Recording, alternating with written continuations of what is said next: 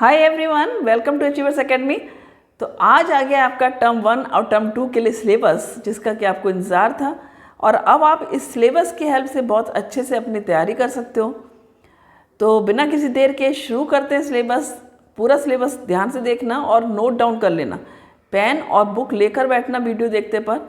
और सारे चैप्टर्स में मैंने आपको ये भी बता रखा है कि क्या क्या आ रहा है चैप्टर्स में से, तो वो सब आप नोट कर लोगे अच्छे से। तो चलो शुरू करते हैं बिना किसी देरी के, वीडियो शुरू करते हैं। तो बहुत खुशी की बात है कि आपका सिलेबस आ चुका है। अब आप सिलेबस के अकॉर्डिंग अपनी तैयारी कर सकते हो। तो देखो, जो कोर्स स्ट्रक्चर आया आपका क्लास 9th में, उसमें आपका जो इवोल्यूशन स्कीम है वो आप ध्यान से देख लो। यहाँ पर टर्म 1 में क्या क्या आना है, ठीक है। टर्म 1 में देखो, ये जो यूनिट्स हैं आपकी 1, 2, 3 ये कैटेगराइज कर दिए 3 यूनिट में, जिसमें जो फर्स्ट पार्ट है वो आपका केमिस्ट्री का है, सेकंड पार्ट आपका बायोलॉजी का है एंड थर्ड पार्ट आपका फिजिक्स का है, ठीक है। जो केमिस्ट्री पोर्शन है उसमें क्या आना है, आपका मैटर आना है। और मैटर में क्या आना है, it's nature and behaviour, chapter 2 means chapter 1 यहाँ पर नहीं आना है, आपका चैप्टर 2 आना है। और इसमें जो मार्क्स आने हैं इसके, कितने मार्क्स का चैप्टर 2 आना है, that is of 9 marks. Second, biology में क्या आना है, आपका चैप्टर 5 एंड 6 आना है, जो आपका fundamental unit of light, cell chapter है और टिश्यू चैप्टर है। तो ये आपका बायोलॉजी से आना है, ये 18 मार्क्स का आना है। फिजिक्स में आपका मोशन आना है, फोर्स एंड वर्क आना है, चैप्टर 8 एंड 9।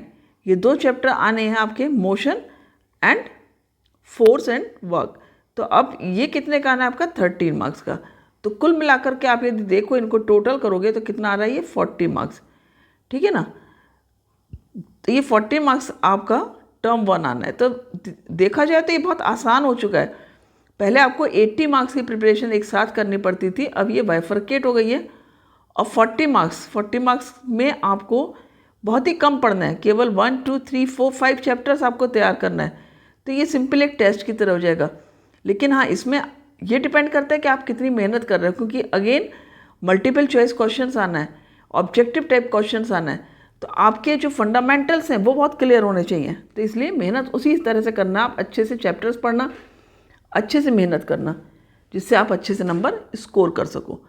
अब टर्म 2 जो इसमें आपका सब्जेक्टिव पेपर आना है, उसमें क्या क्या आना है, अगेन ये आपका केमिस्ट्री पोर्शन हो गया, ये आपका बायोलॉजी पोर्शन हो गया और ये आपका फिजिक्स पोर्शन हो गया।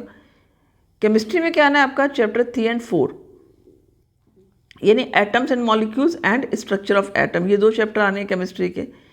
बायोलॉजी में आपका क्या आना है, चैप्टर 13 आना है, ठीक है। 13 चैप्टर आपका why do we fall ill. तो देखो, जो केमिस्ट्री है यहाँ पर 18 मार्क्स का है।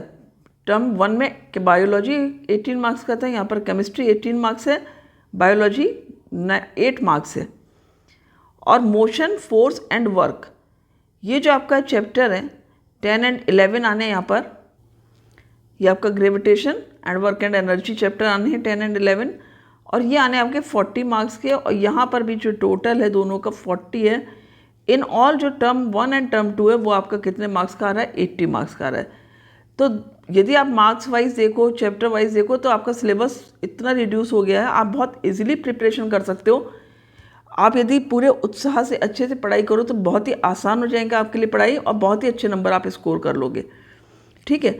फिर इंटरनल असेसमेंट भी आपका केवल टर्म 1 का भी 10 मार्क्स, टर्म 2 का भी 10 मार्क्स, 10 मार्क्स के इंटरनल असेसमेंट होंगे, जिसमें आपके पीरियोडिक टेस्ट होंगे, कुछ आपके जो प्रोजेक्ट्स होते हैं जिसमें कि आपके बहुत तरह के टीचर्स जो हैं वो असेसमेंट्स ले सकते हैं, लाइक क्विजेज ले सकते हैं, ओरल टेस्ट ले सकते हैं, प्रोजेक्ट ले सकते हैं, ग्रुप डिस्कशन, प्रैक्टिकल बेस्ड जो है वो एक्टिविटीज़, तो ये सब चीज़ें ली जा सकती हैं। तो इस तरह से आपका जो ग्रांड टोटल बन रहा है वो 100 बन रहा है। तो कुल मिलाकर के आपका कंप्लीट एनुअल तक का जो ये सिलेबस है प्लस जो मार्किंग है, ये सब इस तरह से आपका 2 टर्म में कंप्लीट होकर के 100 मार्क्स हो जाएंगे। और ये आपके लिए बहुत ही आसान हो जाने वाला है। लेकिन आसान का ये मतलब नहीं आप नहीं पढ़ोगे, आपको पढ़ना बहुत ज़्यादा है। क्योंकि आसान इन द सेंस कि पहले आप उतनी मेहनत करते तो शायद उतने मार्क्स नहीं आते, लेकिन अब आप यदि अच्छे से मेहनत करोगे तो आपके बहुत अच्छे मार्क्स आ सकते हैं, क्योंकि आपको एक टर्म में लिमिटेड सिलेबस तैयार करना है, ठीक है, कंप्लीट बुक नहीं पढ़नी है। और अभी आप देखोगे इस सिलेबस में भी कुछ कुछ रिड्यूस हो गए हैं टॉपिक्स। तो देखते हैं, टर्म 1 देखते हैं पहले। टर्म 1 में क्या है, unit 1 matter it's nature and behaviour. अब देखो ये is matter around us pure, जो सेकंड चैप्टर आपका उसमें क्या क्या आना है, एलिमेंट्स कंपाउंड्स मिक्सचर ठीक हो गया, ये आना है आपका कंप्लीट टॉपिक। फिर हेट्रोजीनियस एंड होमोजीनियस मिक्सचर्स आना है, कोलाइड्स एंड सस्पेंशन। तो यहाँ से तो बहुत कुछ डिलीट हो चुका है आपका, जो सेपरेशन टेक्निक्स हैं वो सब आपका डिलीट हो गई हैं, तो बहुत आसान हो गया है आपका। तो ये चैप्टर बहुत इजी हो चुका है और एक ही चैप्टर आना है, इजीली आपका कवर हो जाएगा।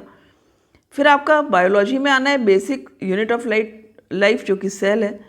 सेल में आपका प्रोकैरियोटिक एंड यूकैरियोटिक सेल्स आना है, मल्टी सेलुलर ऑर्गेनिजम्स, फिर सेल मेम्ब्रेन, सेल वॉल, इन सारे सेल ऑर्गेनिल्स के बारे में आना है, cell organelles, cell inclusions, chloroplast.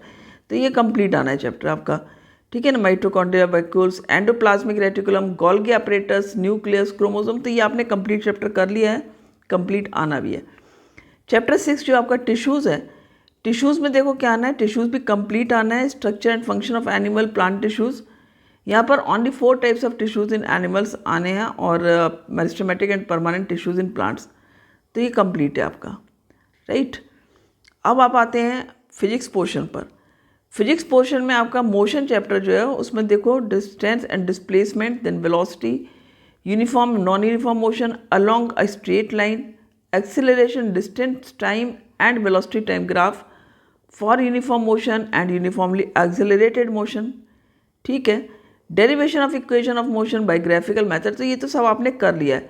And elementary ideas of uniform circular motion, तो ये कंप्लीट चैप्टर आना आपका, अच्छे से प्रिपेयर कर लेना। Force and laws of motion chapter 9 में force and motion, Newton's law of motion, action reaction, forces, inertia of body, inertia and mass, momentum, force and acceleration, elementary idea of conservation of momentum, तो ये भी आपका लगभग पूरा chapter आ रहा है, ठीक है। तो अब देख लेते हैं हम टर्म 2। इसमें देखो एटम्स एंड मॉलिक्यूल्स में क्या आ रहा है आपका, केमिस्ट्री पोर्शन में एटम्स मॉलिक्यूल्स, ठीक है, उसके बारे में आपने पढ़ना है पूरा। Law of constant proportion, atomic and molecular masses आएगा, मोल कॉन्सेप्ट आएगा, और relationship of mole to mass of the particles and numbers, means ये आपका लगभग कंप्लीट चैप्टर आना है। तो 4th चैप्टर आपका जो है स्ट्रक्चर ऑफ एटम, ठीक है। इसमें आपका electrons, protons, neutrons, valency, chemical formula of common compounds, isotope, isobars, तो ये भी आपका कंप्लीट है, ठीक है। लर्न करना है आपको सब कुछ इसमें, और ये सारे सब्जेक्टिव टॉपिक्स आने हैं, सब्जेक्टिव क्वेश्चंस आने हैं इन टॉपिक्स पर से। फिर आपका जो आपका फिजिक्स पोर्शन है उसमें ग्रेविटेशन चैप्टर और वर्क एंड एनर्जी आना है। ग्रेविटेशन में आपका फ्लोटेशन छोड़कर बाकी पूरा आना है, ठीक है। Universal law of gravitation, force of gravitation of the earth, acceleration due to gravity, mass and weight, free fall, ये सब आना है आपका, फ्लोटेशन नहीं आना है। वर्क एंड एनर्जी भी आपका कंप्लीट आना है, work done by force, energy, power, kinetic, potential energy, laws of conservation of energy. फिर थीम है आपका the word of living, why do we fall ill. अब आपका जो बायोलॉजी पोर्शन है उसमें क्या आना है, why do we fall ill, ये एक चैप्टर आना है।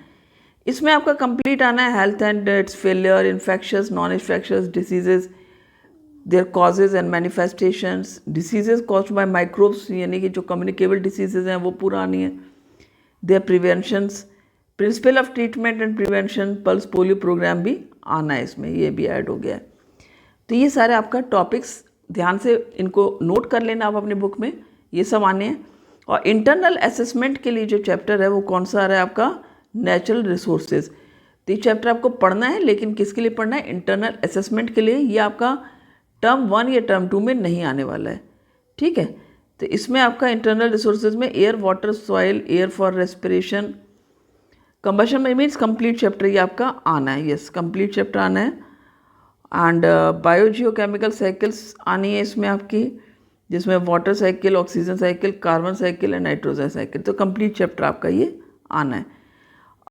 जो प्रैक्टिकल्स है ना, कई बार बच्चे प्रैक्टिकल्स को इग्नोर कर देते हैं, जबकि बहुत सारे क्वेश्चंस आपके प्रैक्टिकल बेस्ड आते हैं, तो इसको इग्नोर नहीं करना है। देखो टर्म 1 में कौन से आने हैं आपके, फर्स्ट प्रैक्टिकल हो गया आपका preparation of true solution, suspension, colloid solution, right. फिर सेकंड हो गया आपका preparation of compound mixture, third हो गया आपका perform the following reactions, reaction based हो गया आपका chemistry based. Fourth and fifth 2 और प्रैक्टिकल हैं, फोर्थ है आपका temporary amount of the onion peel and human cheek cell, and fifth है आपका आइडेंटिफिकेशन। जो आपकी परमानेंट स्लाइड्स होती हैं उनको देखना है, उनके ऊपर कमेंट्स करना है, ठीक है। और बस यहाँ तक है आपके 5 प्रैक्टिकल्स हैं टर्म 1 में, और टर्म 2 देख लेते हैं। Determination of the density of solid, ये आपका आ गया by using a spring balance, physics में से आ गया आपका।